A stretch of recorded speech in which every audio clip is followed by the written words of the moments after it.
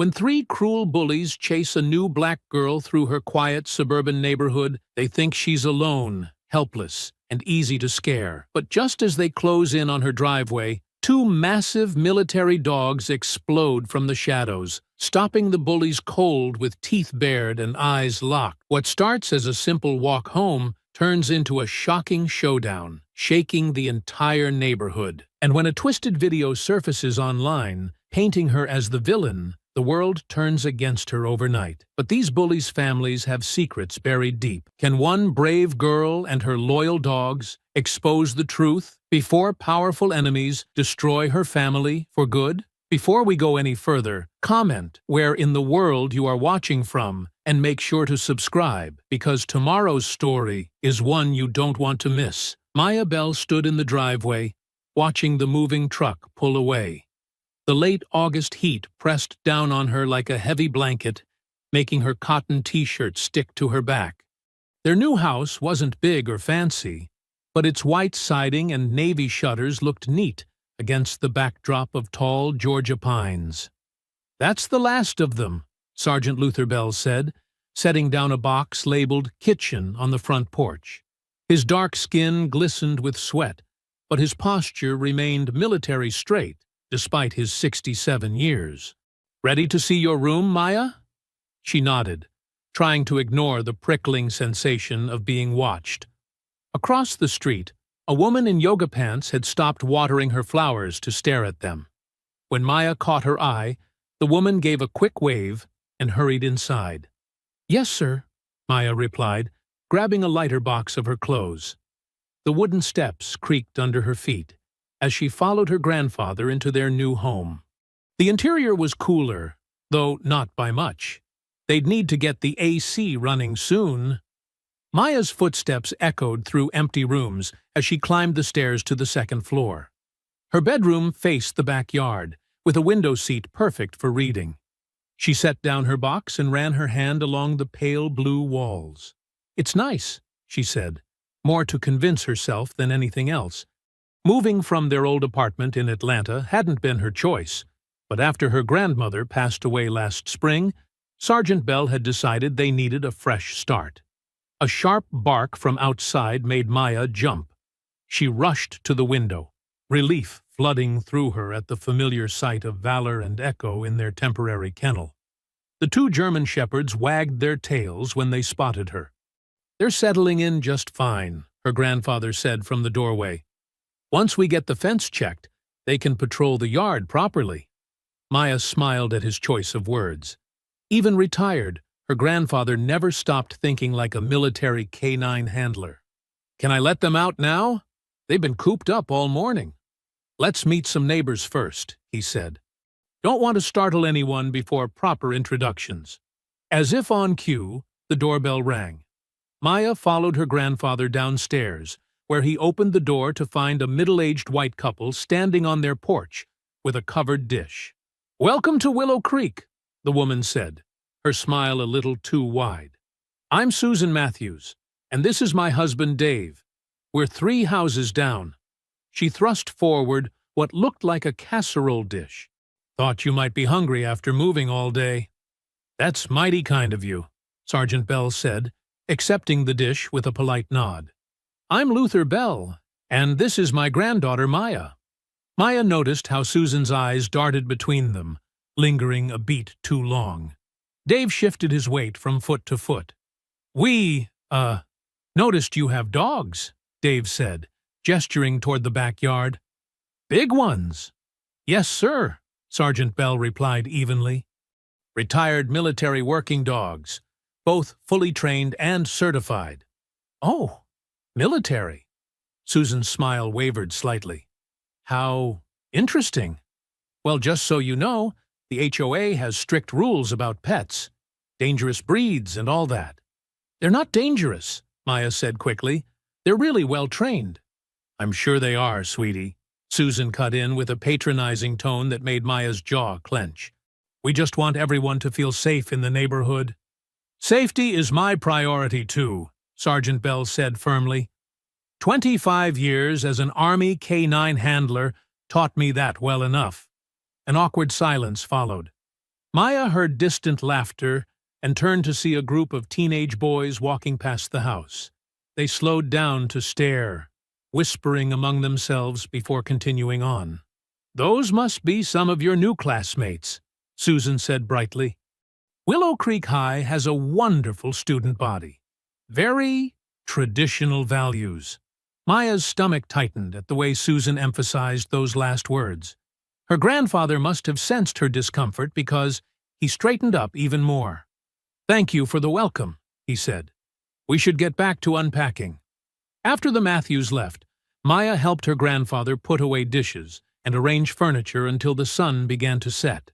Finally, he nodded toward the backyard. "Go on and check on Valor and Echo. They've been patient long enough." Maya didn't need to be told twice. She hurried outside, where the evening air had cooled slightly. The backyard was decent-sized, surrounded by a wooden fence that her grandfather had already inspected twice. Valor and Echo whined excitedly as she approached their kennel. She opened the gate, and they bounded out, pressing against her legs in greeting. Despite their impressive size and training, they were gentle with her, as always.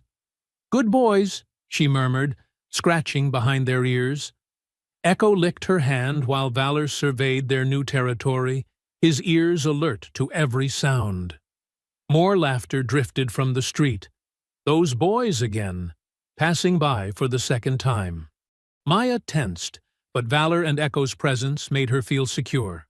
She watched them explore the yard, their powerful bodies moving with grace and purpose. Standing there in the growing dusk, Maya felt a small measure of peace settle over her. Whatever challenges this new place might bring, she wasn't facing them alone. Maya's alarm buzzed at 6 a.m. sharp. She lay in her new bed for a moment, listening to the unfamiliar sounds of morning in suburbia. Birds chirping, a car starting somewhere down the street, and the steady breathing of Valor and Echo, who had slept in her room last night. "First day," she whispered to herself, pushing back the covers. The dogs lifted their heads, watching as she picked through moving boxes for her carefully chosen outfit. Dark jeans and a purple top that her grandmother had given her last Christmas. In the bathroom, Maya took extra time with her hair, making sure each twist was perfectly neat. Her reflection stared back at her, brown eyes serious beneath carefully shaped eyebrows. She touched the small gold necklace at her throat, another gift from her grandmother, and took a deep breath. Downstairs, she found Sergeant Bell already in the kitchen, dressed in his usual pressed khakis and polo shirt. The smell of eggs and toast filled the air. "Morning, baby girl," he said, sliding a plate in front of her as she sat down. "Ready for your first day?" Maya poked at her eggs with her fork. "I guess so." Her grandfather sat across from her, his own plate untouched. "Maya, look at me." She met his steady gaze. Even after retiring, he carried himself with the same quiet authority he'd had in uniform. "You're stronger than you know," he said. "Your grandmother saw it, and I see it too. Don't let anyone make you doubt yourself." Maya nodded, throat tight at the mention of her grandmother. "And remember," he continued, "Valor and Echo are here if you ever feel unsafe. I've already spoken with the school. They know about our situation, and you have permission to call me immediately if anything happens." "Yes, sir," Maya said, managing a small smile. "But I don't think I'll need to. It's just school, right?" Her grandfather's expression remained serious. "Sometimes the quietest places hide the most danger. Keep your eyes open and your head high." After breakfast, Maya grabbed her backpack and gave each dog a quick pat goodbye. They whined softly, as if sensing her nervousness.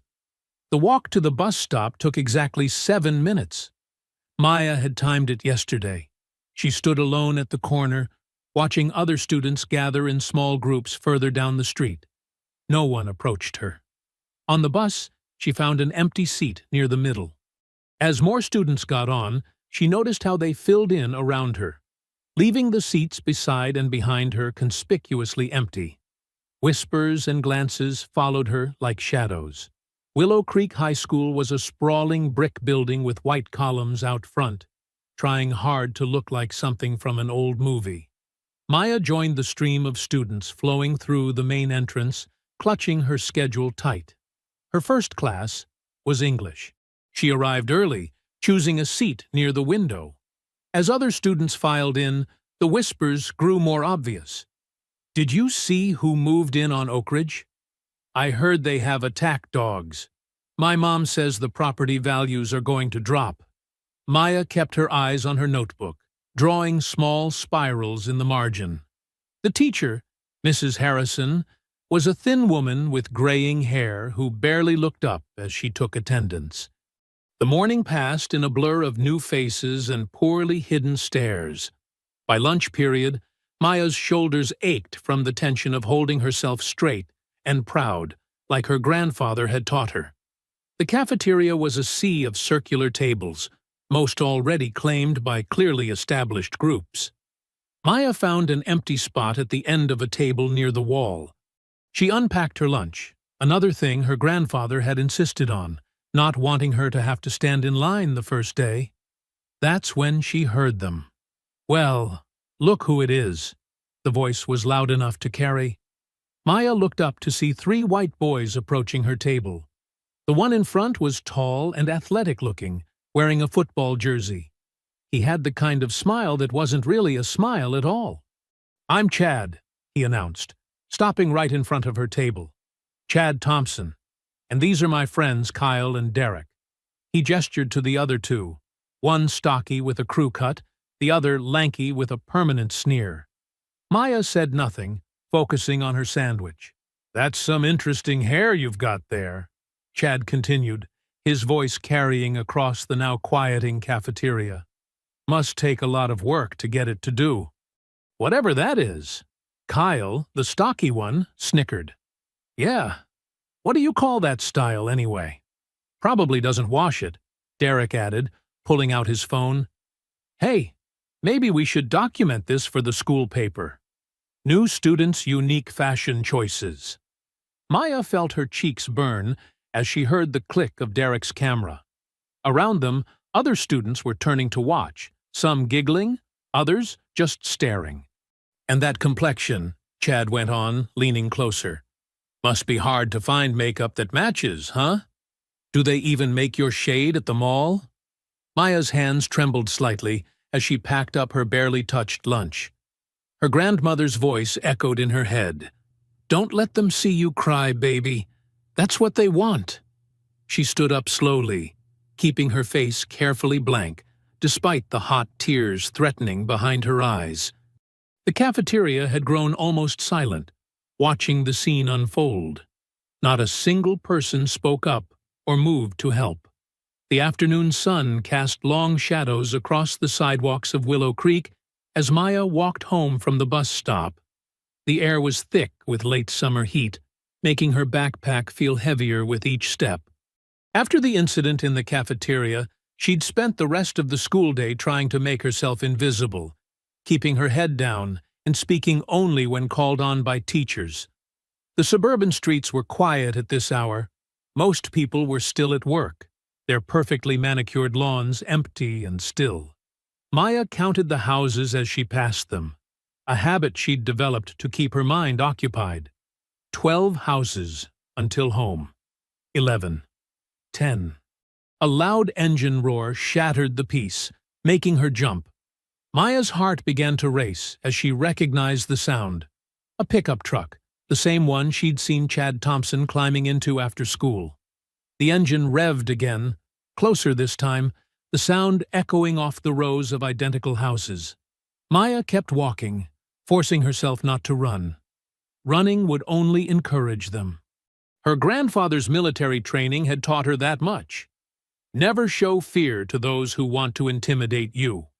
The truck appeared behind her, moving at a crawl. Maya could hear male voices laughing, then the squeal of tires as they gunned the engine again. She flinched despite herself. "Hey!" Chad's voice called out. "New girl! Don't you want a ride?" Maya kept her eyes forward. 8 houses to go. 7. "Come on." Kyle's voice joined in. "We just want to be friendly." The truck crept alongside her now. Maya could see it in her peripheral vision. A red Ford F-150, lifted high on oversized tires. Chad was behind the wheel, with Kyle in the passenger seat and Derek in the back. "What's wrong?" Derek called out. "Too good to talk to us?" Maya's hands tightened on her backpack straps. 6 houses. 5. The truck revved again, pulling slightly ahead of her before slowing to match her pace. Maya could smell the exhaust, feel the rumble of the engine in her chest. "Maybe she doesn't speak English," Kyle suggested, loud enough for his voice to carry clearly. "Do you understand us? Should we speak slower?" 4 houses. 3. Chad gunned the engine again, making the truck lurch forward before braking hard. Maya stumbled slightly, her heart pounding. She could see her house now, the familiar shape of it offering both relief and new anxiety. She didn't want them to know where she lived. "Look at her run away," Derek taunted. "Just like her kind always does." 2 houses. The truck surged forward once more, tires squealing against asphalt. Maya watched it speed past her house and around the corner, the sound of their laughter trailing behind it. She stood at the end of her driveway for a moment, trying to steady her breathing. Her hands were shaking as she pulled out her house key. The front door opened before she reached it. Sergeant Bell stood in the doorway, his expression concerned. Valor and Echo flanked him, their ears perked forward, attentively. "Maya?" he called out. "Everything all right?" She climbed the porch steps, fighting to keep her voice steady. "I'm fine, Grandpa." But Luther Bell hadn't survived 3 tours overseas without learning to read people. He placed a gentle hand on her shoulder as she reached the door. "No, you're not. Come inside and tell me what happened." In the kitchen, Maya sat at the table while her grandfather poured her a glass of water. The dogs settled at her feet, their warm presence comforting. "There were some boys," she finally said, staring at the glass. "In a truck. They followed me home." Luther's face hardened, but his voice remained calm. "The same ones from school?" Maya nodded, then told him about the cafeteria incident. With each word, she could see the military bearing in her grandfather's posture becoming more pronounced. "Listen to me," he said when she finished. "You are safe here. Those boys might think they run this neighborhood, but they've never dealt with someone like me before." He reached across the table and took her hand. "If this continues, I'll speak to the school myself. And if that doesn't solve it, we'll take it higher." "I don't want to make trouble," Maya whispered. "Standing up for yourself isn't making trouble," Luther replied firmly. "It's making a change. Your grandmother taught you that."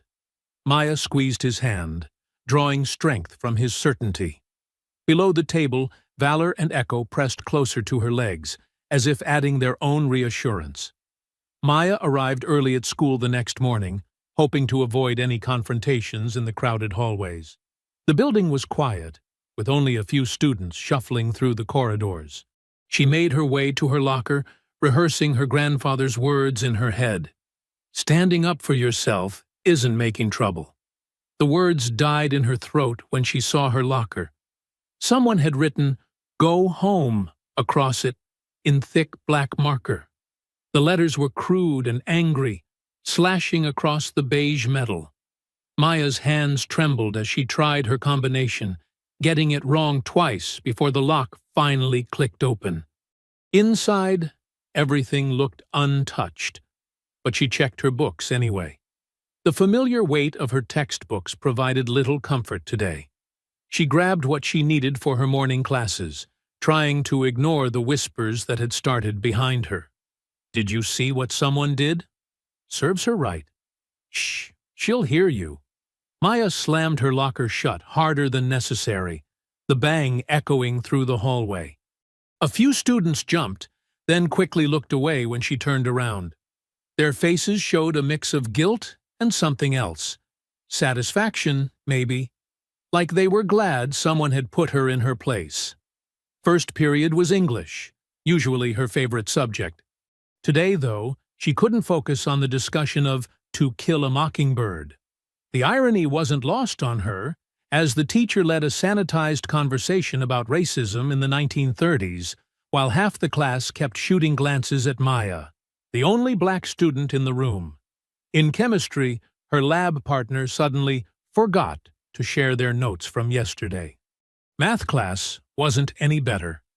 When Maya raised her hand to answer a question, someone in the back muttered, "Know-it-all," just loud enough to be heard. The teacher acted like she hadn't heard anything. By lunchtime, Maya's stomach was in knots. The cafeteria buzzed with the usual chaos of hundreds of teenagers, but she felt like every eye was on her as she walked to an empty table in the corner. She unpacked her lunch. Her grandfather had made her favorite sandwich, but she couldn't bring herself to eat more than a few bites. Two girls from her English class walked past, giggling behind their hands.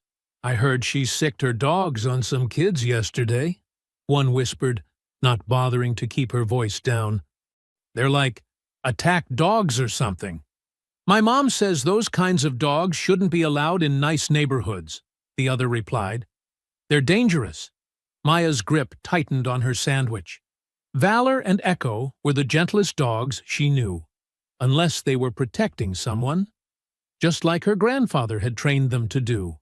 She spent the rest of lunch picking at her food and trying to look absorbed in her phone. Messages from her old friends back in Atlanta filled the screen, asking how the new school was going. Maya couldn't bring herself to tell them the truth. The afternoon classes dragged by in a blur of sideways glances and whispered comments. In history, they were covering the civil rights movement, and Maya felt her face burn as the teacher talked about how far we've come, while Chad Thompson smirked at her from across the room. When the final bell rang, Maya took her time packing up her books. She'd learned from yesterday. Better to wait until most students had left before heading out. She stopped by her locker, noting that someone had tried to scrub off the marker, but only managed to smear it into an even uglier stain. Finally, thinking the coast was clear, Maya pushed open the heavy front doors and stepped into the afternoon sunlight. Her heart sank immediately. Chad's red pickup was idling in the parking lot, Kyle and Derek lounging against the tailgate. They spotted her instantly. "Well, look who it is," Chad called out, his voice carrying across the nearly empty lot. "The dog whisperer herself." "Bet she thinks she's better than us," Kyle added, pushing off from the truck. "With her fancy trained mutts." Derek pulled out his phone, probably hoping to catch another viral moment. "Maybe we should show her what we do to people who don't know their place around here." Maya's feet felt frozen to the concrete. She could turn around, go back inside, but that would mean letting them win. Her grandfather's voice echoed in her head again. "Standing up for yourself isn't making trouble." "Hey!" Chad shouted, taking a step forward.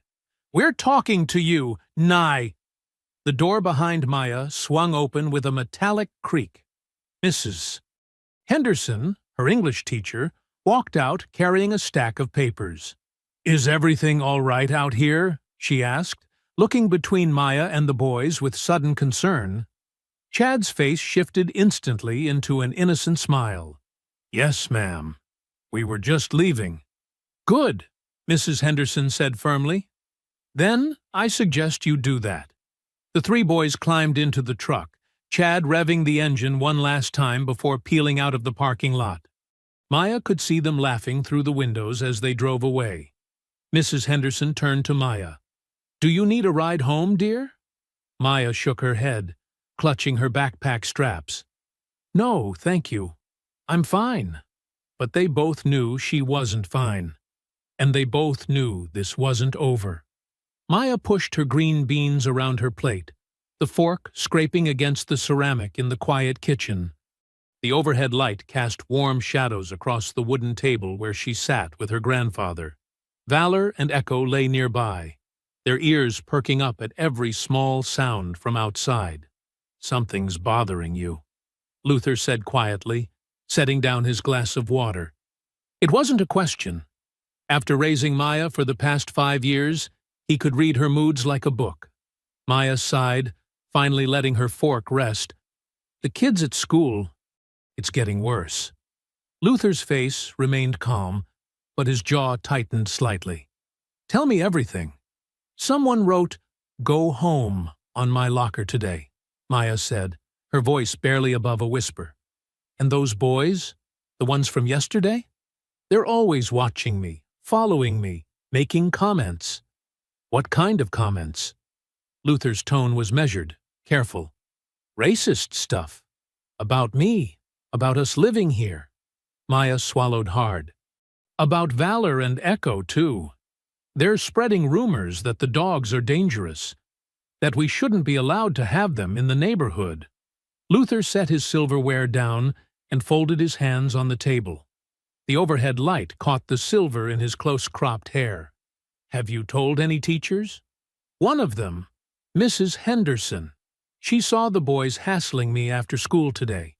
She made them leave, but… Maya shrugged. It didn't feel like she really wanted to get involved. And the other teachers? They pretend not to notice. Or maybe they really don't. Maya pushed her plate away, no longer hungry. It's like everyone's waiting for us to just give up and leave. Luther was quiet for a moment, his dark eyes thoughtful. You remember what I taught you about training Valor and Echo? Maya nodded. Patience and persistence. That's right. Sometimes the hardest part of training isn't teaching the dog. It's outlasting their stubbornness. He reached across the table and took Maya's hand. These people, they're trying to wear us down, make us tired enough to give up. I know, Maya said. But it's hard, Grandpa. Every day, it's like walking into a battle. You're stronger than they think, Luther said firmly. Stronger than maybe you think, too. He squeezed her hand. But you don't have to fight this battle alone. Maya looked up at him. What do you mean? I think we should document everything that's happening. The vandalism, the harassment, all of it. Take pictures, write it down, build our case. Luther's military training showed in his strategic thinking. Give it a week. If things don't improve, we'll take it to the principal with evidence they can't ignore. You really think that will help? Sometimes the system works, if you know how to use it properly. Luther smiled slightly.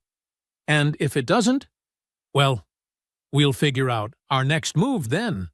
Maya felt some of the tension leave her shoulders. Having a plan, even a simple one, made things feel more manageable. Okay, 1 week. In the meantime, Luther added, you keep your head high. Don't let them see you're scared. But don't do anything to provoke them either. We'll handle this the right way. Maya nodded, pushing back from the table. I'm going to start on my homework. Leave your plate, Luther said. I'll clean up tonight. In her room, Maya tried to focus on her algebra problems, but her mind kept wandering.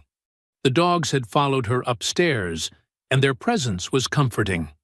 Valor lay across her doorway, while Echo settled near her desk, both alert and protective. After an hour of half-hearted studying, Maya walked to her window. The full moon hung low and bright over the suburban landscape, casting silver light across the neat lawns and identical houses. The streets were empty and quiet, peaceful in a way that felt deceptive now that she knew what lurked beneath the surface. She pressed her palm against the cool glass, watching her breath fog the window. The neighborhood had seemed so perfect when they first moved in. The kind of place where her grandfather could enjoy his retirement, where she could focus on school and maybe make new friends. Now every shadow held potential threats. Every friendly smile masked possible hatred. The moonlight caught the chrome trim on a car parked down the street, making it flash briefly like a signal. Maya squinted, trying to make out if it was Chad's truck, but it was too dark to tell.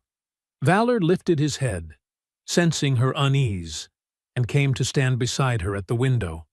Maya scratched behind his ears, drawing comfort from his solid presence.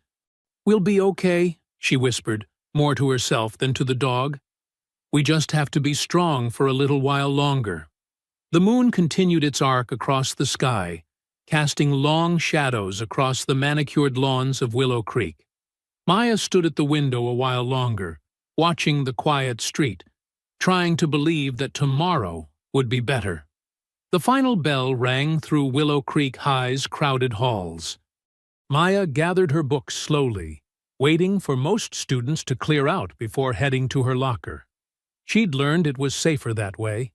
Less chance of accidental shoulder checks or whispered threats.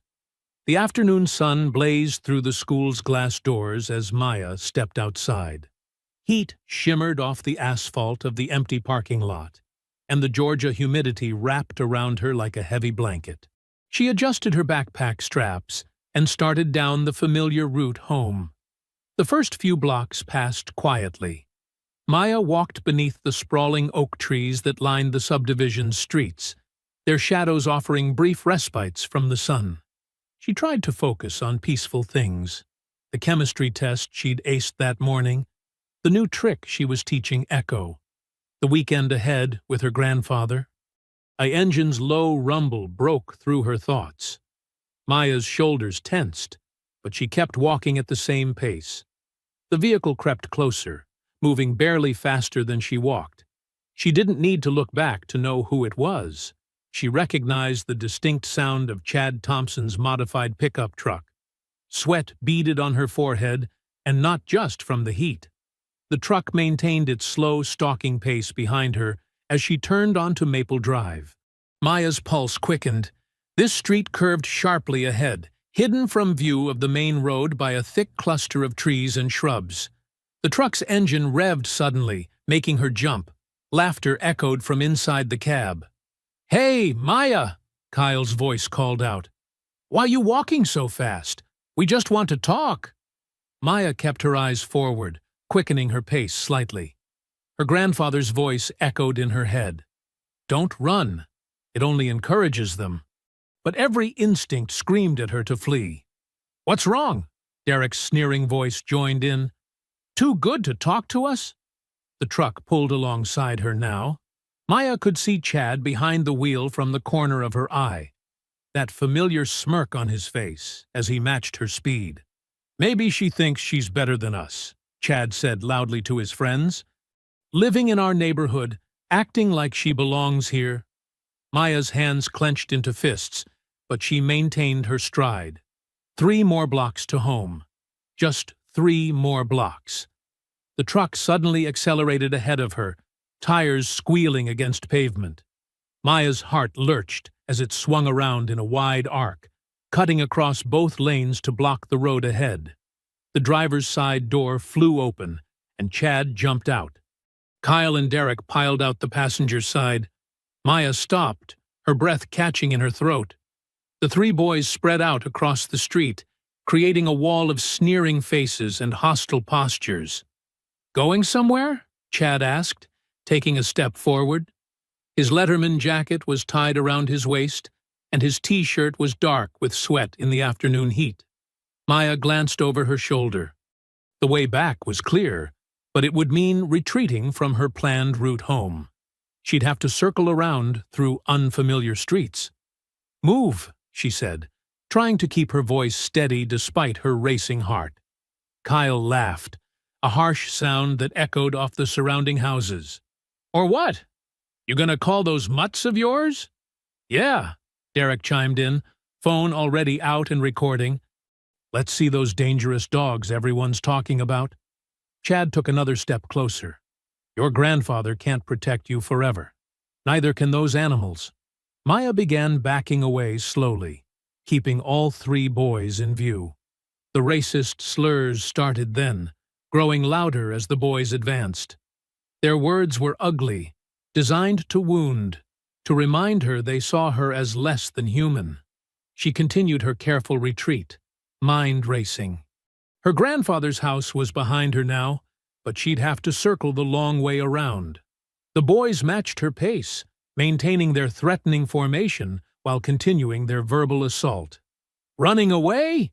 Chad called out. That's right. Go back where you came from. Maya's back hit something solid. A wooden fence marking someone's property line. The boys were about 20 feet away now, still advancing. She edged sideways along the fence, moving toward the intersection that would lead to her grandfather's street. Maybe we should help her pack, Kyle suggested, cracking his knuckles. Maybe we should, Chad agreed, his smile turning cruel. What do you think, Maya? Want some help moving out? Maya's breath came in short gasps now as she continued her sideways retreat. The boys spread out wider, trying to cut off her escape routes. Derek kept his phone trained on her, probably hoping to catch her reaction for whatever edited video they planned to share later. The corner of her grandfather's street was just ahead. Maya knew if she could make it there, she'd be close to home, close to safety, close to Valor and Echo. "What's wrong, Maya?" Chad called out, voice dripping with mock concern. "Don't you want to be friends?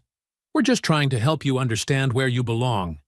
Maya backed around the corner, keeping her eyes on the advancing bullies. Her grandfather's house was just a few houses down now. She could see their front yard, the American flag her grandfather insisted on flying, the well-tended flower beds they'd planted together. The boys quickened their pace, forcing her to retreat faster. Their taunts grew louder, bolder, more vicious. They knew this part of the neighborhood well, knew there were rarely any witnesses around this time of day. Maya's heel caught on an uneven section of sidewalk. She stumbled slightly, but caught herself. The momentary show of vulnerability drew hoots of laughter from her pursuers. "Careful now," Chad called out. "Wouldn't want you to hurt yourself before you get our message." She was almost to her grandfather's yard now. Just a little further. The boys closed in, their faces twisted with cruel anticipation, forcing her to back up faster toward the familiar driveway. Maya's back hit the edge of her grandfather's lawn. The boys had her cornered now, forming a tight semicircle barely 10 feet away. Their faces were flushed with excitement and cruel anticipation. "Nowhere left to run," Chad taunted, taking another step forward. "Time to learn your lesson about—" Maya's fingers flew to her lips. A sharp, piercing whistle cut through the humid afternoon air. The response was instant. Two dark shapes exploded from behind the row of hydrangeas along the side of the house. Valor and Echo moved like living shadows, their powerful bodies launching across the grass with military precision. The dogs positioned themselves perfectly between Maya and the bullies, their stance wide and protective. Their ears were pinned back, hackles raised along their spines. Deep, thunderous growls rumbled from their chests, echoing off the surrounding houses. Chad stumbled backward, all his previous bravado evaporating. His face went pale as Echo's lips pulled back, revealing rows of gleaming white teeth. Kyle dropped his phone, the device clattering across the sidewalk as he raised his trembling hands. "Oh no," Derek whispered, voice cracking. "Oh no! Oh no!" The dogs didn't advance, but their growls grew deeper. They held their ground with the disciplined restraint of their military training, muscles coiled and ready. Valor's dark eyes tracked every tiny movement the boys made, while Echo's focused gaze never left Chad's face. Maya stood tall behind her protectors, heart still racing but chin lifted. The tables had turned so quickly. Now it was the bullies who were backing away, fear replacing their earlier cruelty. "Call them off!" Chad's voice was high and panicked. "Jesus Christ, call them off!" "They won't move unless you do," Maya said calmly, though her hands were shaking. "Back away slowly, and they'll stay right here." Kyle was already retreating, nearly tripping over his own feet. "Chad, man, let's go. Let's just go." The quiet afternoon air filled with the sounds of the dogs' continued growls and the scuffling of the boys' shoes as they backed away. Derek had gone completely white, looking like he might pass out at any moment. "What's going on out here?" The shout came from across the street.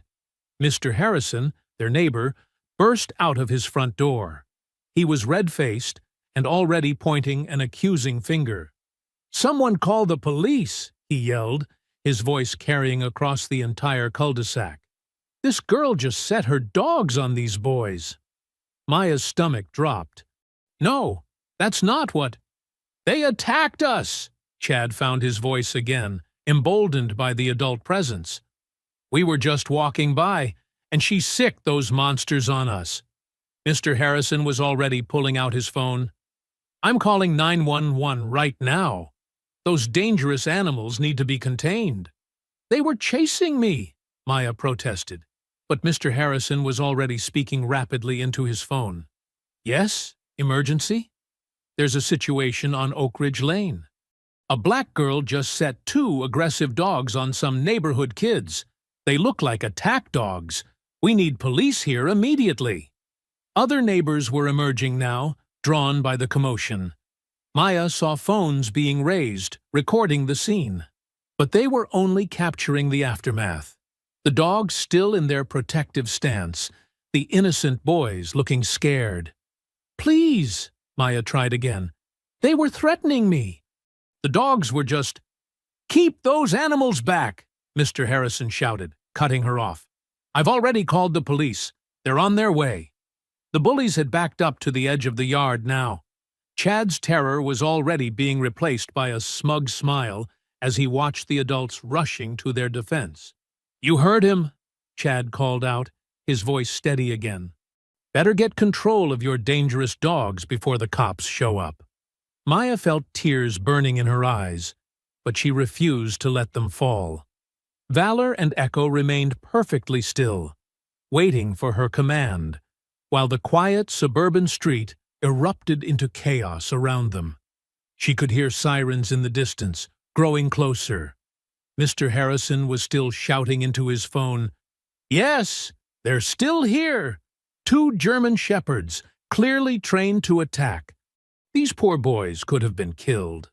Maya's hands clenched into fists as she watched the scene unfold, watched as the truth was twisted right in front of her. The dogs had protected her, had done exactly what they were supposed to do. But now, somehow, she was being painted as the aggressor. The first police car rounded the corner, lights flashing. Chad and his friends backed further away, their faces masks of false innocence, as Mr. Harrison waved the officers over. "Here, over here," he called out. "These vicious dogs need to be contained before someone gets hurt." The police cruiser's red and blue lights painted the peaceful suburban street in harsh, alternating colors. 2 officers stepped out, hands resting on their belts as they surveyed the scene. Maya's heart pounded as she watched them immediately turn their attention to Mr. Harrison, who was already rushing forward to meet them. "Officers, thank goodness you're here," Mr. Harrison called out, pointing toward Maya and the dogs. "Those attack dogs nearly mauled these boys." "That's not true." Maya's voice cracked with desperation. "They were chasing me. They cornered me right here on my own lawn." The taller officer, his nameplate reading Matthews, barely glanced in her direction. Instead, he focused on Chad and his friends, who had mastered looking shell-shocked and innocent. "You boys okay?" Officer Matthews asked, his tone gentle and concerned. "We were just walking by," Chad said, his voice trembling perfectly. "And she whistled, and these huge dogs came charging at us." The second officer, Peterson, turned toward Maya's house. "Who owns these animals?" "I do." Luther's deep voice carried across the lawn as he emerged from the front door, his movements measured and calm despite the chaos. "I'm Sergeant Luther Bell, retired Army K-9 handler. These are my trained service dogs." "Sir, you need to get those dogs under control immediately," Officer Peterson demanded, his hand shifting to rest on his weapon. Luther's jaw tightened, but he kept his voice steady. "Valor, Echo, heel." The dogs immediately responded, moving to sit at attention by his side, though their eyes remained fixed on the bullies. "Grandpa, please tell them," Maya pleaded. "Those boys were following me, threatening me. The dogs were protecting me." "Sir, we're going to need you to leash those animals," Officer Matthews cut in, completely ignoring Maya's words. "Animal control is already en route." Luther reached slowly into his pocket and pulled out 2 leashes.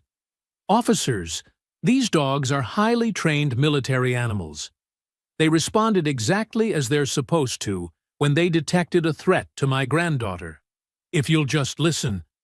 The only threat here was those dogs attacking innocent kids," Mr. Harrison interrupted. More neighbors had gathered now, forming a loose circle around the scene. Many had their phones out, recording everything. "We need to see registration records for both animals," Officer Peterson demanded. "Of course," Luther replied calmly. "They're inside. But first, I think we need to hear what actually happened here." "Maya." The sound of another vehicle approaching cut him off. A white van with "Animal Control" emblazoned on the side pulled up to the curb. "No," Maya whispered, her voice breaking. "No, please, they didn't do anything wrong." A uniformed animal control officer stepped out, already pulling out catch poles. "We got a report of aggressive dogs attacking minors?" "These dogs didn't attack anyone," Maya shouted, tears finally spilling down her cheeks. "They saved me. Why won't anyone listen?" But the officers were already moving forward, directing Luther to hand over the leashes. Maya watched in horror as Valor and Echo were led toward the van, their proud heads held high even now. "You can't take them!" Maya screamed, starting forward. Luther caught her arm, holding her back gently but firmly. "Please, they're trained military dogs. They were protecting me." "Maya," Luther said softly, his own voice tight with controlled anger. "We'll sort this out. I promise." "Sir, we need to impound these animals for public safety evaluation," the animal control officer stated flatly. "You can retrieve them after a formal hearing." Chad and his friends stood at the edge of the gathering crowd, barely concealing their smirks as they watched the dogs being loaded into the van. Kyle had retrieved his phone and was filming everything. "Officers, please," Luther tried one more time, his military bearing evident in his straight spine and steady gaze. "I have all their documentation. These dogs have years of service records. They're highly trained and responded to a legitimate threat to my granddaughter. If you'll just—" "Sir, this is non-negotiable," Officer Matthews cut him off. "The animals need to be evaluated after an incident like this. You can present your documentation at the hearing."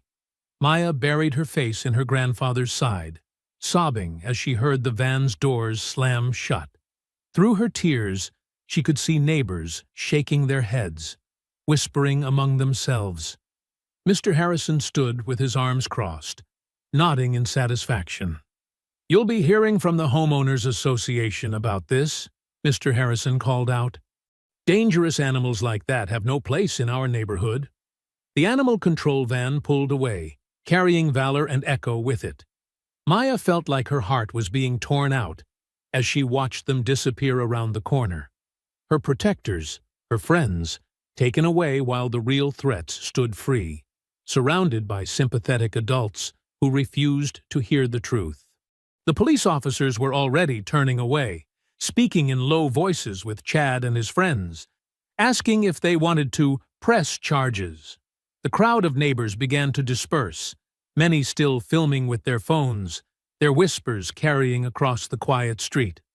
Maya looked up at her grandfather through tear-filled eyes. Luther's face was set in stone, but she could see the muscle working in his jaw, could feel the tension in his body as he held her close. They stood alone in their front yard, watching as their peaceful suburban dream crumbled around them, replaced by the harsh reality of what they were truly up against.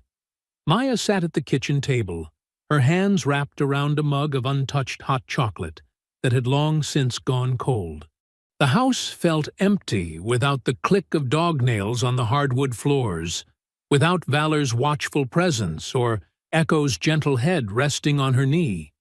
Luther paced the kitchen, his phone pressed to his ear, his normally calm voice edged with frustration. "Ma'am, these are trained military service animals with complete documentation.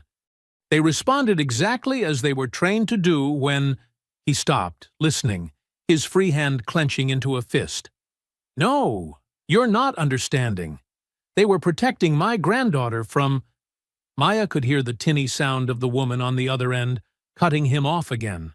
She watched her grandfather close his eyes, taking a deep breath.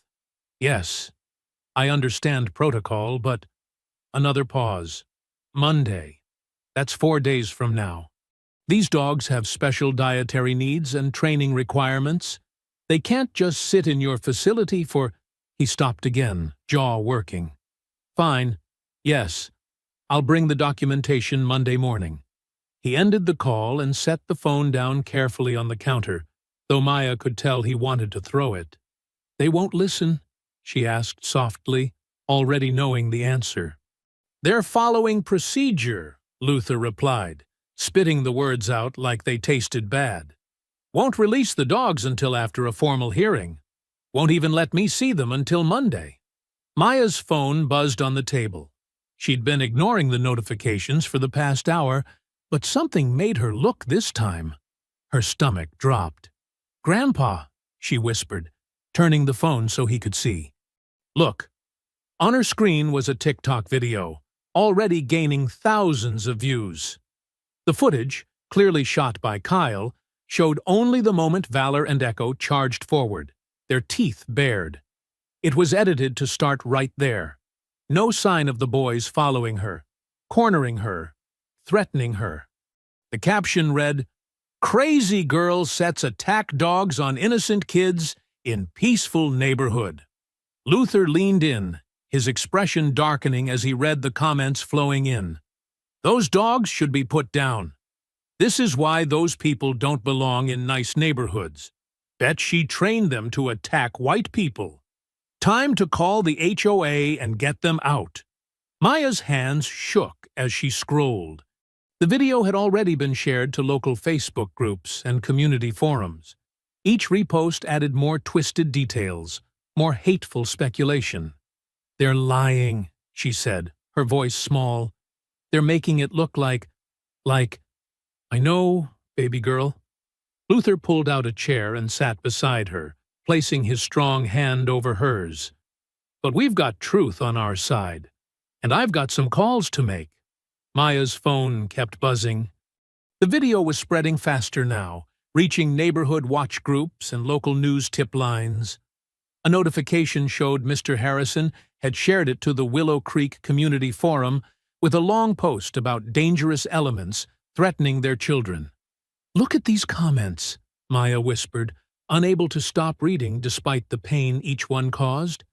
"They're saying we should be arrested, that we planned this, that we're terrorists." Luther gently took the phone from her hands and set it face down on the table. "Maya, look at me." She raised her eyes to meet his steady gaze. "What do we know about truth?" he asked, his voice carrying the same strength it had when he first taught her to work with Valor and Echo. "Truth stands," she replied automatically, reciting the lesson he'd taught her so many times. "That's right, truth stands. They can edit videos, spread lies, try to twist everything around, but truth stands." He squeezed her hand. "We're going to fight this, the right way, with dignity, with evidence, and with truth." Maya nodded, drawing strength from his certainty. But she couldn't help glancing at her phone as it buzzed again. The local Nextdoor app was blowing up now, filled with posts from neighbors she'd never even met, calling her family a threat to community safety. "How?" she asked. "How do we fight when nobody wants to hear our side?" "We document everything," Luther said firmly. "We gather evidence. We find allies. We use the system the right way." He stood up, his military bearing showing through as he straightened his spine. "I've got some old contacts from my K-9 unit days, people who know me, know my training methods, and I bet if we look hard enough, We'll find some neighbors brave enough to stand up for what's right. Maya watched as he picked up his own phone and started scrolling through contacts. It was nearly midnight now, but she could see from his expression that he didn't plan on sleeping until he'd set their defense in motion. "What about Valor and Echo?" she asked, her voice catching. Luther paused his scrolling to look at her, his eyes softening. "We'll get them back. Those dogs have protected us, and now it's our turn to protect them. We're going to fight this injustice together, Maya. All of us." She nodded, sitting up straighter in her chair. On her phone, the hate continued to pour in, but her grandfather's words echoed in her mind. Truth stands. Maya's steps echoed through the empty hallway as she arrived early, hoping to avoid the crowds. Her shoulders were tight, braced for whatever the day might bring. The fluorescent lights buzzed overhead as she approached her locker, only to stop short. Someone had taped printed copies of the viral video screenshots all over it.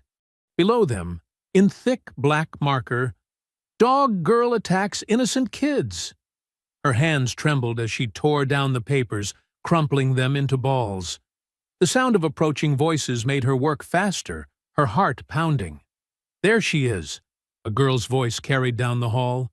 "The one who tried to get Chad and them killed." Maya kept her eyes down, focusing on working her locker combination.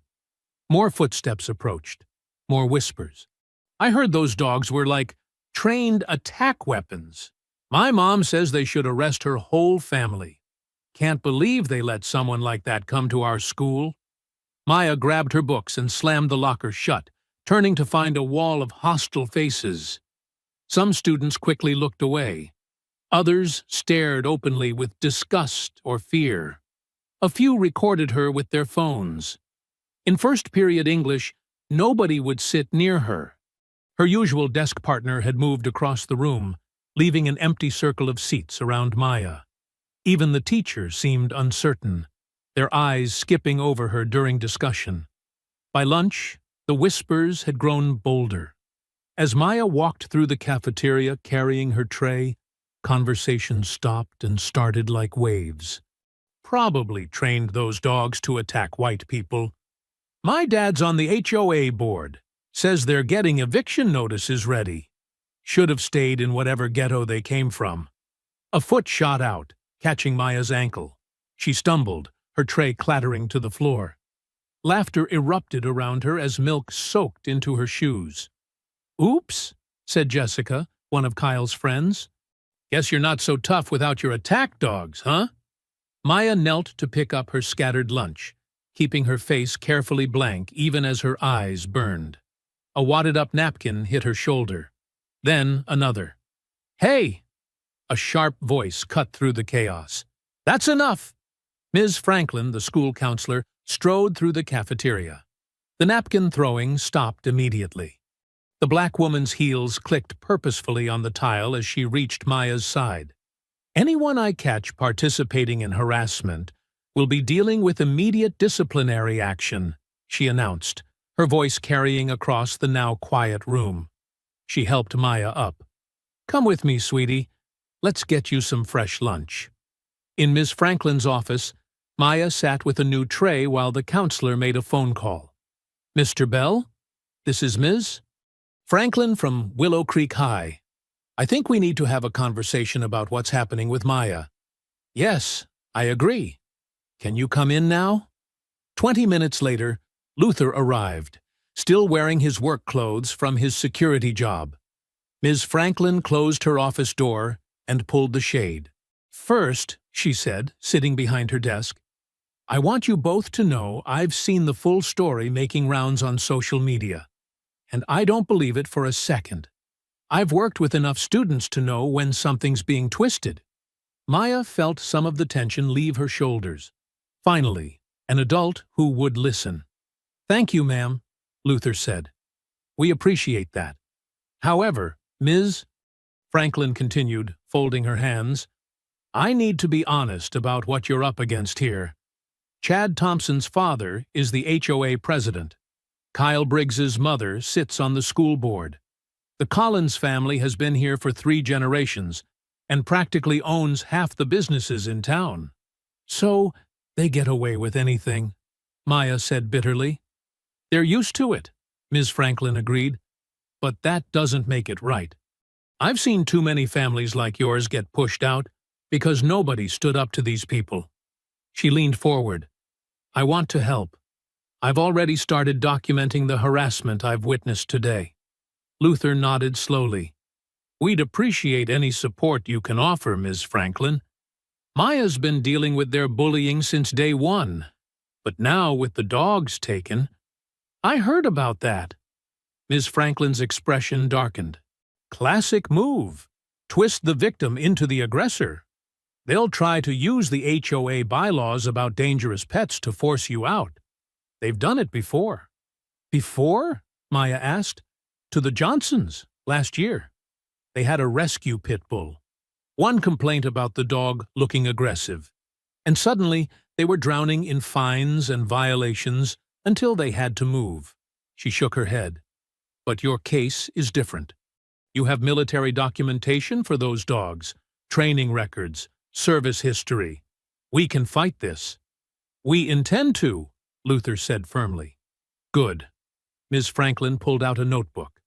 Now, Maya, I need you to tell me everything that's happened, from the beginning. Every incident, every threat, every witness. We're going to document it all. Maya straightened in her chair, drawing strength from the presence of 2 adults who finally believed her. As she began to speak, Ms. Franklin's pen moved across the page, recording truth to stand against the lies. The evening sun cast long shadows across Oak Ridge Lane as Maya and Luther walked door to door. Most neighbors peered through windows but wouldn't answer. Others opened their doors just wide enough to say, "Sorry, can't help," before quickly shutting them again. This is useless, Maya muttered after their 10th rejection. Her feet ached, and the weight of the day's harassment sat heavy on her shoulders. Don't lose heart, Luther said, his voice gentle but firm. Truth has a way of coming out. He checked his notepad. Mrs. Patel is next. She's usually home around this time. They approached a neat 2-story house with carefully tended flower beds. Wind chimes tinkled softly on the porch. Maya remembered seeing Mrs. Patel tending her garden when they first moved in, offering a friendly wave. Luther pressed the doorbell. Through the decorative glass panels, they saw movement inside. After a long pause, the door opened partially, secured by a chain. Yes? Mrs. Patel's dark eyes darted between them nervously. Good evening, ma'am, Luther said, keeping his voice low and respectful. I apologize for disturbing you. We're trying to gather evidence about what happened with my granddaughter yesterday afternoon. Mrs. Patel glanced up and down the street. I saw something on the community Facebook page. That video doesn't show the whole truth, Maya said, trying to keep the frustration from her voice. Those boys were chasing me. They had me cornered. Mrs. Patel's expression softened as she looked at Maya. I know, she said quietly. I saw it happen. Maya's heart jumped. You did? The woman nodded, then unlatched the chain. Please, come inside quickly. They followed her into a living room filled with the scent of curry and warm spices. Family photos lined the walls, children in graduation robes, wedding celebrations, multi-generational gatherings. Sit, Mrs. Patel gestured to the couch. She perched on an armchair, hands clasped tightly in her lap. I've been feeling terrible about not speaking up yesterday when the police came, but my husband, he was worried about making trouble. We know how things work here. We understand, Luther assured her. Many people are afraid to challenge the status quo. But this isn't right, Mrs. Patel said firmly. Those boys, I've seen how they treat people who are different. Last year, they bullied my nephew when he visited from Mumbai. Called him terrible names. She stood suddenly. Wait here. She hurried to a small table near the front door and picked up a tablet. Her fingers moved quickly across the screen. I have one of those video doorbells. It records everything that happens in front of my house. She sat between them on the couch. Look. The footage showed Maya walking past Mrs. Patel's house, head down, moving quickly. Moments later, the three boys appeared, following her, their postures aggressive. The camera's microphone picked up their taunts clearly. Hey, dog girl, where you running to? This ain't your neighborhood. Maybe we should teach her a lesson. Maya flinched at their voices. Luther's jaw tightened. The video continued, showing Maya backing away as they advanced, cornering her against the edge of her yard. Only then did the dogs appear, responding to her whistle. This proves they were the aggressors, Luther said. May we have a copy of this footage? Mrs. Patel nodded, but her hands trembled slightly as she worked to export the video. You won't tell them it came from me? The Thompsons are very influential in the HOA, and my husband's business depends on local contracts. Your name won't be mentioned, Luther promised. We'll protect you like you're protecting Maya. Mrs. Patel emailed the video file to Luther's phone. I'm sorry I can't do more. When we first moved here 10 years ago, we faced similar problems. Not as bad, but we learned to keep quiet, to blend in. She looked at Maya. Sometimes I'm ashamed of that choice. You're helping now, Maya said softly. That means a lot. They thanked Mrs. Patel and left through the back door at her request, cutting through her garden to reach their own yard. Once inside their kitchen, Luther immediately forwarded the video to 2 contacts. Ms. Franklin will know how to use this through proper channels at school, he explained as he typed. And Pastor Grant has been leading anti-racism efforts in this county for 20 years. He'll know how to bring this to light without putting Mrs. Patel at risk. Maya watched the last rays of sunlight fade outside their window. The yard felt empty without Valor and Echo patrolling it. But for the first time since the incident, she felt something like hope stirring in her chest. They had proof now. Real proof. The Willow Creek Community Clubhouse buzzed with angry voices as Maya and Luther walked through its double doors. Every head turned to stare. The room was packed, with people standing along the walls and clustering near the refreshment table. Maya's stomach tightened at the hostile glares.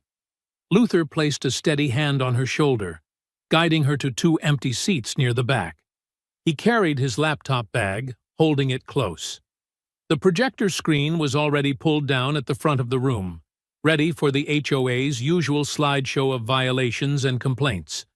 Just remember, Luther whispered, we have the truth on our side. Roger Thompson stood at the podium, his expensive suit and carefully styled hair projecting authority. Chad sat in the front row between Kyle and Derek, all 3 boys wearing identical smirks. Their parents flanked them, faces set in expressions of righteous anger. I call this emergency meeting to order, Roger announced, his voice carrying effortlessly through the room. We're here to address a serious safety concern in our community.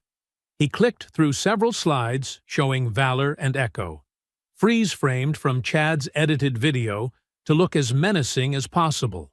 Gasps and murmurs rippled through the crowd. These dangerous animals were brought into our peaceful neighborhood without proper disclosure, Roger continued. Last week, they were unleashed on 3 of our children. That's not true, Maya said, her voice shaking but clear.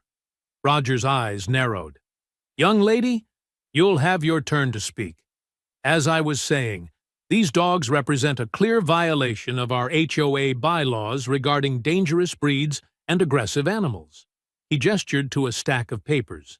I have here multiple witness statements describing the attack. We'll be voting tonight on whether to classify these animals as dangerous, requiring their permanent removal from our community. Maya felt tears burning behind her eyes. Luther squeezed her hand. Furthermore, Roger went on, we'll be discussing appropriate fines for this violation as well as the possibility of eviction proceedings if the situation isn't rectified immediately. Murmurs of approval rippled through the crowd. Chad turned in his seat to smirk at Maya.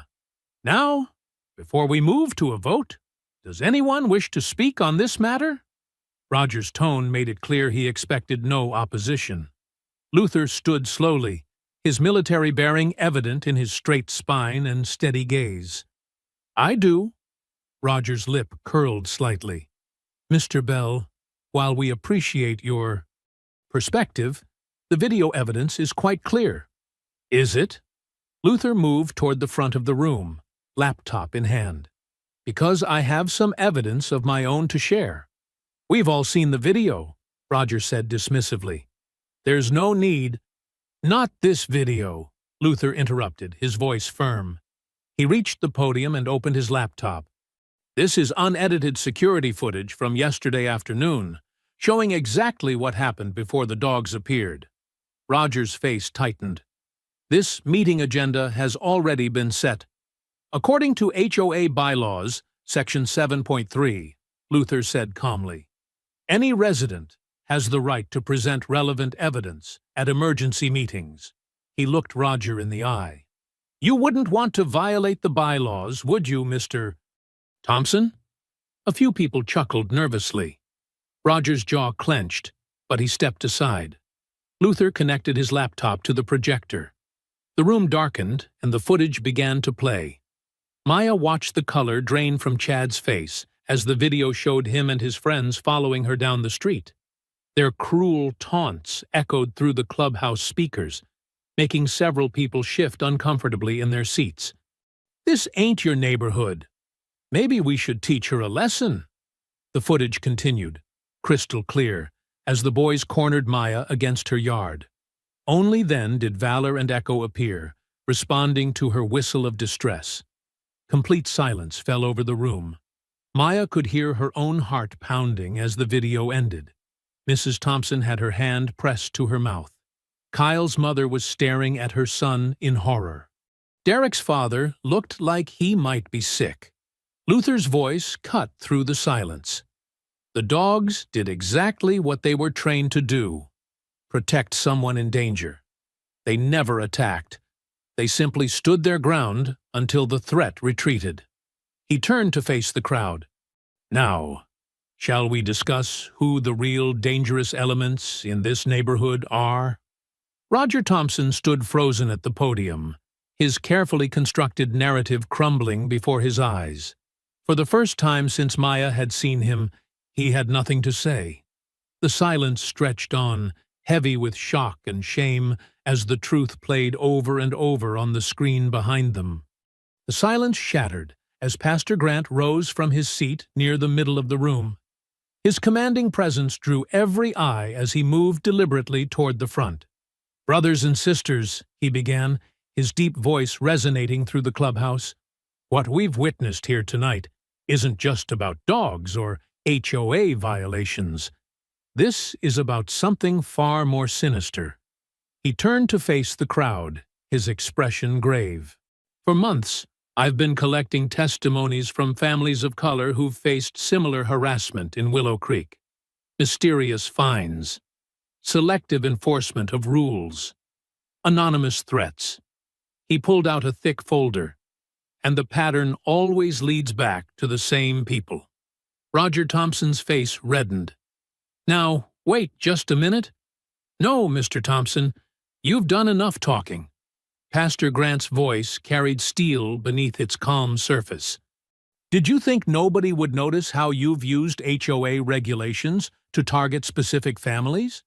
How every family that's been forced out in the last 2 years has been either Black, Hispanic, or Asian? Phones appeared throughout the crowd, recording as Pastor Grant laid out his evidence. Through the windows, Maya spotted the distinctive lights of news vans pulling into the parking lot. This isn't just about my granddaughter, Luther added, standing beside Pastor Grant. It's about every family that's been driven away by your abuse of power. A reporter from Channel 5 News slipped through the door, camera crew in tow. More followed, their presence sending ripples of tension through the room. "These are baseless accusations," Roger sputtered, but his usual confidence had vanished. "The HOA simply enforces our community standards. Like the standard that got the Martinez family fined for their grandmother's medical equipment in the driveway," Pastor Grant countered. "Or the standard that forced the Wongs to remove their traditional garden decorations while allowing identical items in other yards?" The cameras swung between Roger and Pastor Grant as more people stood up, finding their voices.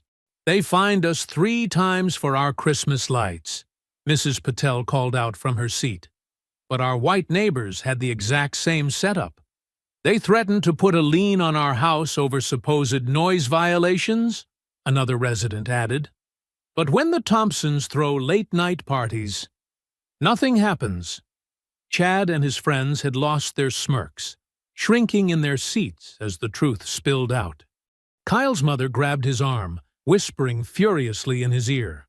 2 police officers appeared in the doorway, their presence sending a visible shiver through Roger Thompson and the other fathers. Maya recognized them, different officers from the ones who'd taken Valor and Echo. "Mr. Thompson," one officer called out, "we'd like to ask you some questions about a pattern of reported harassment." Roger's face went from red to pale. He grabbed his briefcase, knocking over his water bottle in his haste. "This meeting is adjourned. No further comments." "Running away, Roger?" Luther asked quietly. "Just like your son ran when the dogs showed up?" Chad's father spun around, jabbing a finger at Luther. "You haven't heard the last of this, Bell. You'll what?" Pastor Grant interrupted. "File more false complaints? Manufacture more violations?" "The whole world is watching now." The news cameras captured everything as Roger Thompson, face contorted with impotent rage, stormed toward the exit. Kyle's father and Derek's father hurried after him, pulling their sons along. They pushed past the reporters, ignoring shouted questions about discrimination and harassment. The officers followed them out, leaving behind a room humming with the energy of long-suppressed truths finally spoken aloud. Maya sat still in her chair, hardly daring to breathe. She watched the crowd's faces transform as realization dawned. The perfect suburban facade had cracked, revealing the rot beneath. Some looked ashamed, others relieved, but none could pretend anymore that Willow Creek's problems started or ended with her dogs. Reporters swarmed around Pastor Grant and Luther, microphones extended. Through the windows, Maya could see more police cars pulling into the parking lot where Roger Thompson and the others huddled, gesturing angrily as officers approached them with notebooks open. The mighty HOA president didn't look so powerful now, his authority crumbling like a sand castle at high tide. His carefully constructed world of selective rules and quiet threats was washing away in front of everyone's eyes. Mrs. Thompson hurried out after her husband, her heels clicking rapidly across the floor. Chad trailed behind her, head down, no longer the swaggering bully who had cornered Maya just days ago. The last Maya saw of him, he was sliding into the back seat of his father's luxury car, looking small and scared as reporters' cameras flashed around them. As darkness settled over Willow Creek, pinpricks of light began appearing along Oak Ridge Lane. One by one, neighbors emerged from their homes carrying candles, flashlights, and hastily made signs. They gathered on the sidewalk in front of Maya's house, their numbers growing steadily. Maya watched from her bedroom window, hardly believing her eyes. Mrs. Patel stood beside Mrs. Franklin, holding a sign that read, "Bring Valor and Echo home." The Martinez family had brought their entire extended clan, their children clutching drawings of German shepherds. Even Mr. Harrison, who had called the police days earlier, stood awkwardly at the edge of the crowd, his wife nudging him forward. "Maya," Luther called softly from her doorway, "come see this." They stepped out onto their front porch together. The The crowd fell quiet, then erupted in supportive cheers. Pastor Grant stood at the center, megaphone in hand. "Tonight," he announced, his voice carrying across the gathered faces, "we stand together to say no more. No more harassment, no more discrimination, no more silence in the face of injustice." Camera crews circled the edges of the vigil, their lights casting long shadows across the lawn. Maya recognized reporters from several local stations, their microphones extended toward different speakers in the crowd.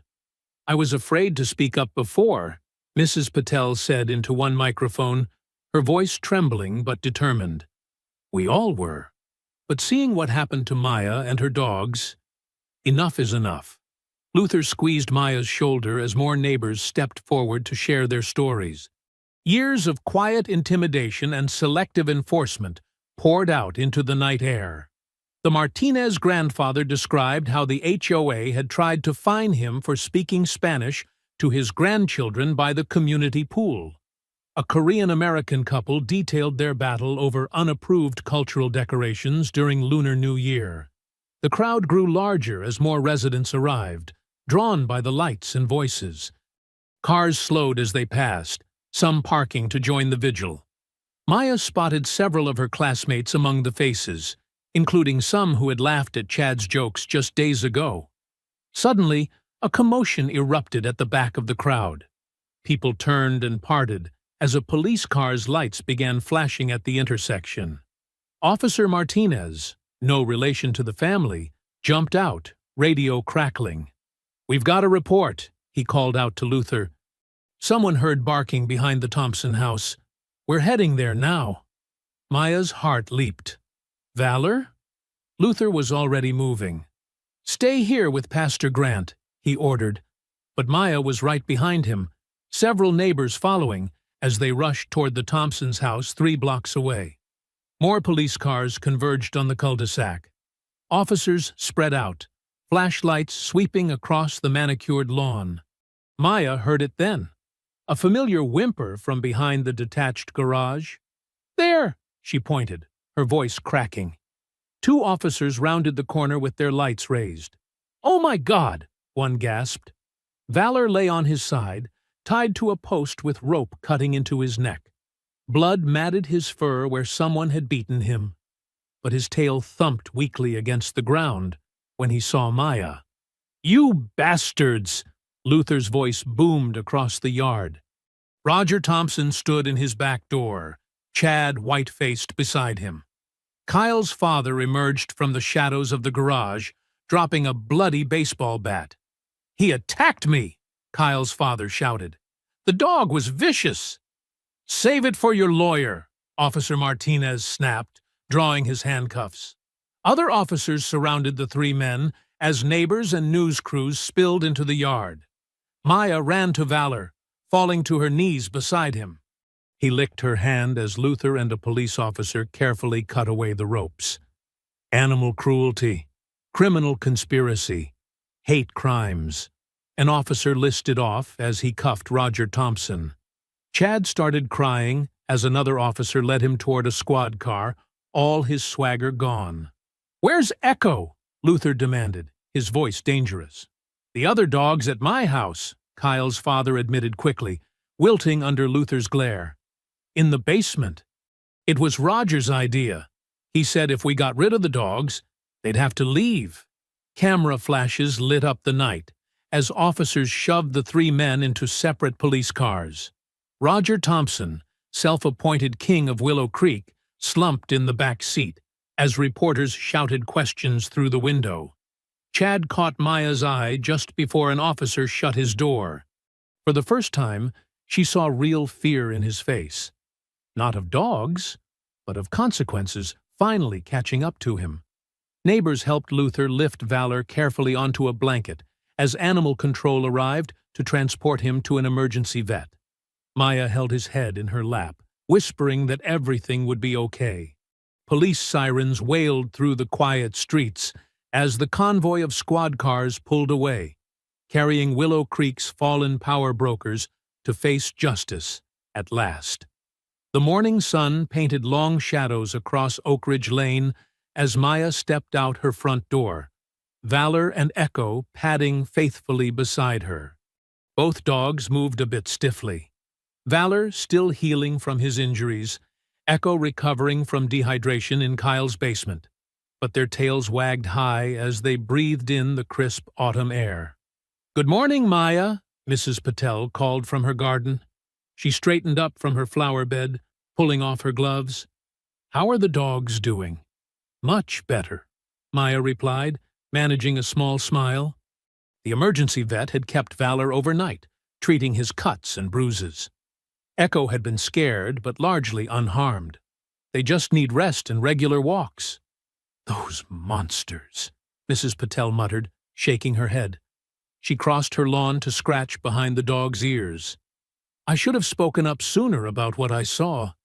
I'm so sorry, dear." As they continued their walk, more neighbors emerged to greet them. The Martinez children ran out to hug the dogs, their parents following with fresh-baked treats. Even Mr. Harrison approached awkwardly, his wife nudging him forward. "I was wrong," he admitted, hands stuffed in his pockets. "What I saw that day, I made assumptions without knowing the whole story. It won't happen again." Maya nodded, not quite ready to forgive but appreciating the effort. Luther had taught her that change starts with acknowledgement. They passed the Thompson house, now quiet and empty. Yellow police tape still marked the garage where they'd found Valor. Maya heard snippets of conversation from other neighbors about Roger Thompson's arrest, making national news. "Did you see the press conference?" one woman asked another. "The DA is charging them with hate crimes, animal cruelty, criminal conspiracy." "Good," her friend replied firmly. "And I heard the school board met in emergency session last night. All 3 boys are expelled, and they're investigating other complaints about racist bullying." Maya's phone buzzed with a text from Ms. Franklin. "Meeting today at 2 p.m. to discuss new anti-harassment policies. The whole administration will be there. Your voice matters." They turned onto the main loop of the subdivision, where workers were taking down the Willow Creek Estates sign. The HOA board had resigned en masse after evidence emerged of years of discriminatory enforcement. A temporary committee of diverse residents, including Luther, would oversee elections for new leadership. Pastor Grant drove past in his car, honking and waving. He'd been instrumental in organizing community support and bringing media attention to the case. Now he was working with civil rights organizations to document similar cases of harassment in other exclusive suburbs. "Maya!" called a familiar voice. She turned to see Sarah Chen, a quiet girl from her history class, jogging over. "I'm really sorry about everything. Some of us are starting a student diversity club. Would you maybe want to help?" Before Maya could answer, more classmates appeared. They clustered around the dogs, asking about their recovery and sharing their own stories of witnessing Chad's bullying but being too scared to speak up. "The whole school's different now," Sarah explained, like people finally woke up. The principal announced mandatory sensitivity training for all students and staff. They passed the community clubhouse, where a sign announced Diversity, Equity, and Inclusion Workshop, Saturday 2 a.m. All residents welcome.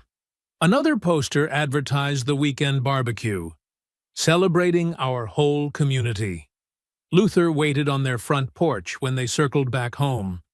He held up his phone, showing a news alert. Local DA announces multiple felony charges in hate crime case. Roger Thompson, Kyle's father, and Derek's father are all facing serious prison time, he explained. The evidence from Mrs. Patel's camera, plus their own social media messages plotting to drive us out. It's all coming out now.